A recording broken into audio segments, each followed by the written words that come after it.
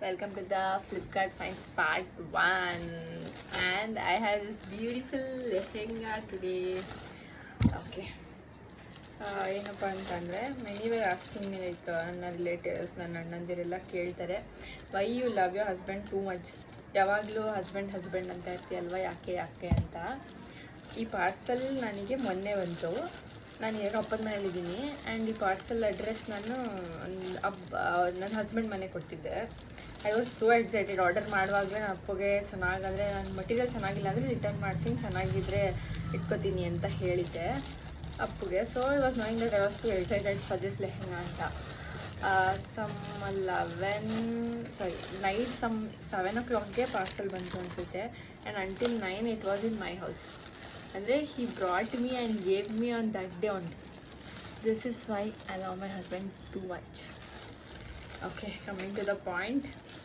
Next month ನನ್ನ family ಮೆಂಬರ್ದೊಬ್ರದ್ದು ಮದುವೆ ಇದೆ.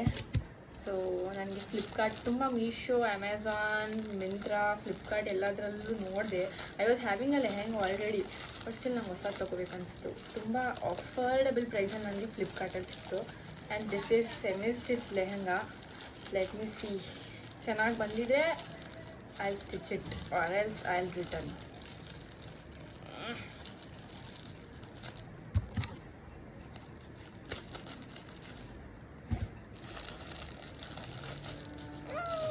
It's actually good.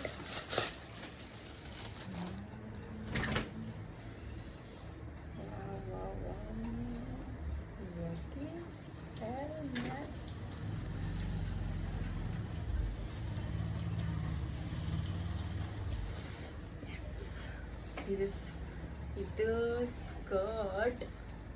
See, it's too good. Actually ಅಲ್ಲಿ ನಾನು ಹೆಂಗೆ ನೋಡಿದ್ದೆ ಹಾಗೆ ಇದೆ. ಓಕೆನಾ? And this is dupatta, and also dupatta is also too good. See, wow. And this is top. Yes, ಟಾಪ್ಗೆ ಮೇ ಬಿ ನಾವು ಲೈನಿಂಗ್ ಕೊಟ್ಟು ಸ್ಟಿಚ್ ಮಾಡಿಸ್ಕೋಬೇಕು. Also this is too good.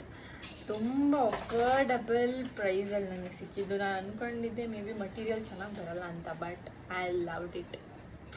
Okay, ನಿಮಗೂ ಬೇಕಂದರೆ ಕಾಮೆಂಟ್ ಫಾರ್ ಲಿಂಕ್ಸ್. ಬಾಯ್.